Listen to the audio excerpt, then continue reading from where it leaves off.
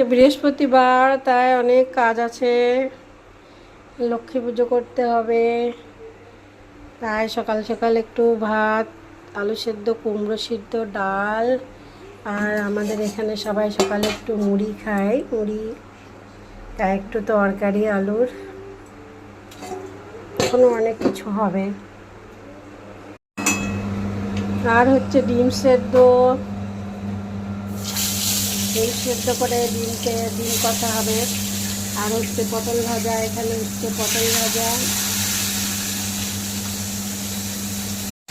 তো পটল ভাজাটা আমার হয়ে গেছে। এবার হচ্ছে আমার কচু বেগুনের একটা তরকারি। ডিমটা আমার ভাজা হয়ে গেছে, এবার পেঁয়াজটা কষা হচ্ছে, পেঁয়াজটা ভাজা হচ্ছে। নুন, হলুদ, আদা, লঙ্কা, রসুন বাটা আর জিরে গুঁড়ো দিয়ে এবার কষানো হচ্ছে মশলাটা। এরপরে একটু জল দিয়ে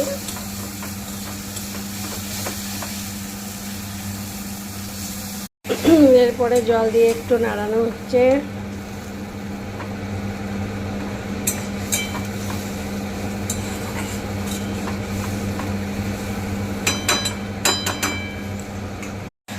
এবার ডিমগুলো দিয়ে একটু নাড়াচাড়া করেই নামিয়ে দেবো।